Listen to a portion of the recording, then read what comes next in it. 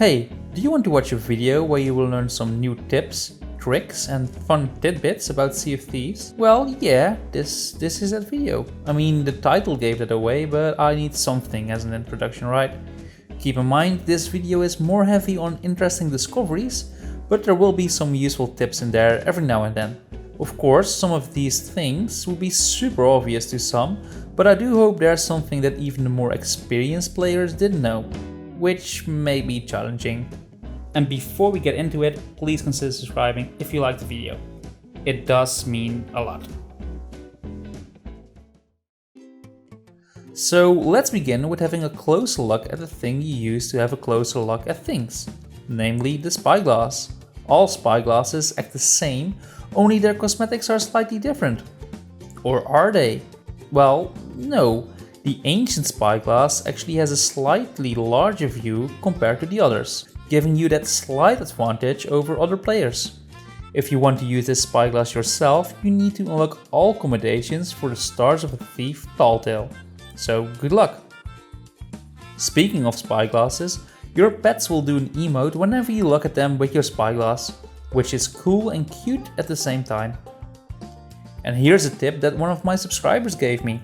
If you and your ship are on fire, just stand on that spot and bucket yourself. You will douse 2 fires for the price of 1. I've been using this trick myself and it is actually quite handy. And did you know that the amount of ancient coins given by ancient skeletons will come in 3 different tiers? Tier 1 will give you somewhere between 100 and 200 ancient coins, Tier 2 between 200 and 400, and Tier 3 between 400 and 800. Of course, the higher the tier, the rarer it is. We all know that in order to get the purple flame, you need to die by a snake. But a Venom ball will have the same result. This may be handy if you forget to get this flame at the Fort of the Damned, but are carrying some Venom balls. Which might happen once every 2 years, or something like that. But cursed cannonballs have even more uses. When you go to the arena lobby and look at the megalodon that hangs there, you can see that the sea dogs actually use some cursed cannonballs as eyes, which is quite creative of them. And here is something that was discovered during the early days of Sea of Thieves. You can actually empty the chest of 1,000 grogs. It takes exactly 1,000 refills of your tankard. So make sure you have plenty of time if you want to test this out yourself. And here's some lore for you. The cursed chest contains the souls of other pirates. Well, if my soul ever goes into a chest, I would want it to be the chest of 1,000 grogs. For obvious reasons. And if you're carrying a chest of rage, there is actually a way to guarantee that your ship doesn't get set on fire. Just get a little water in your hull and place the chest on the barrel.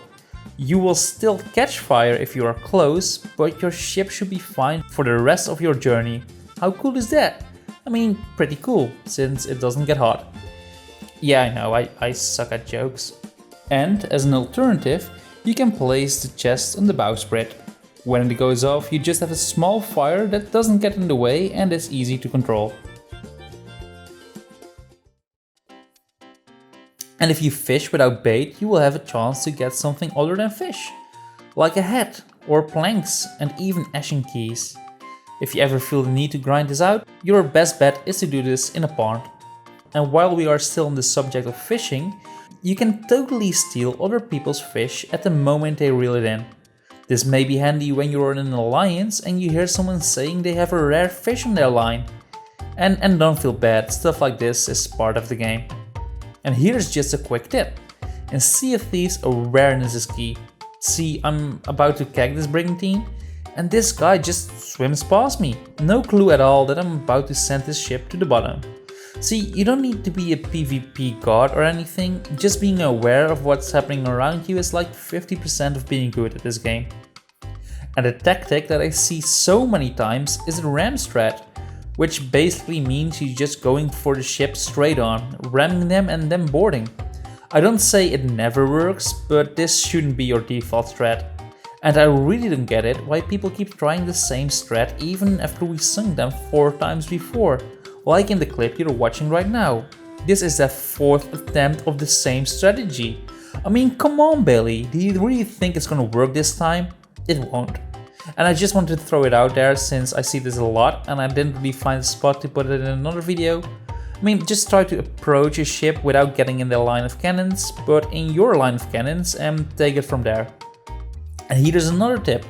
Don't park your ship in the range of a cannon tower. I mean, come on, you're just making it too easy for us. All your pirate legends out there are surely familiar with the Athena's runs by now. You will dig up various pieces of Athena themed treasure, but there's also a slight chance one of those pieces will actually be a chest of legends. Yes, this does happen and is actually less rare than the Shrouded Ghost. I promise. And while being on your Athena's run, don't forget to get a red flame and a green flame. Most pirates will already know this, but that colored skeleton that attacks you at the end of riddles, yeah, he will drop some Athena treasure on defeat. So don't miss out on that. And again, you might know this, but Athena megakegs create green explosions, which is pretty neat.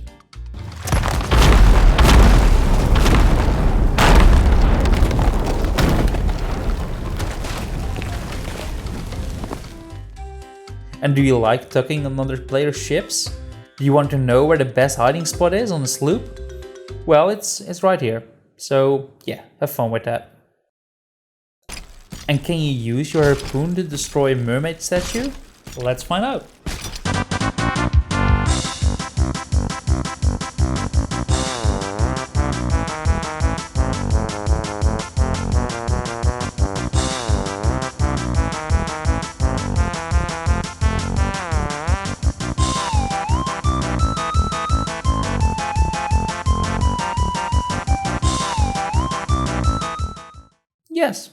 Yes, you can do that.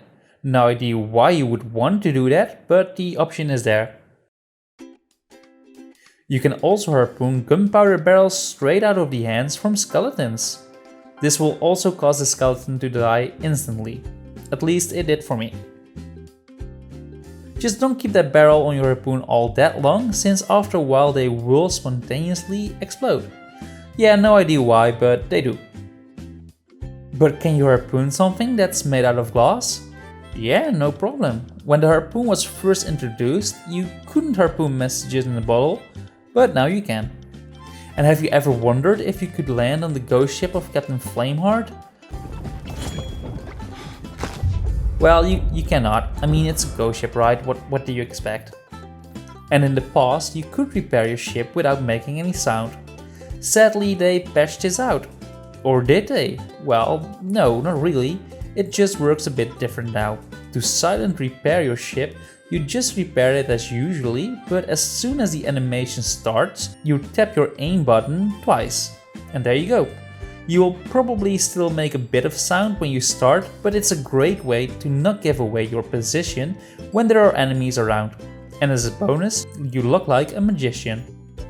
Just never try to use a banana to patch your holes. That never works. And do you get sick of running downstairs to look at the map? Well, you can look through the grate on both galleons and brigantines. And even on the sloop you can look below without needing to go downstairs.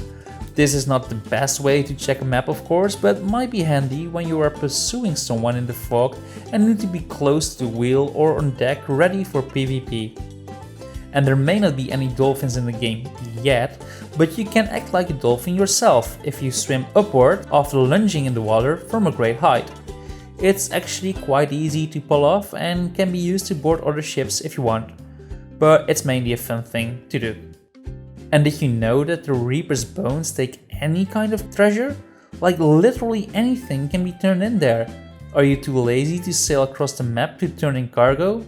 Yeah, just turn it in at the Reapers, no problem whatsoever. And the same goes for rack and bone crates. Speaking about turning in treasure, you can also sell your tall tale treasure chest at any sellable location. And loot can sometimes spawn on the balcony and in the mast of shipwrecks, which makes it worthwhile to check those spots out too. But these places don't always make it easier to grab them, to be fair. And did you know that I've made an entire other video that's quite similar to this one? So if you want more tips and tricks, you can watch that. I will leave a link to that at the end of this video. And if you got some great tips yourself, why don't you share it to everyone in the comments, and maybe that tip will get into a future video on this channel as well. For now, I just want to thank you for watching this video. Please consider subscribing or just leaving a like if you find it useful or entertaining in any way. Stuff like that is really appreciated. So thanks again, and I hope you have a great rest of your day. Take care.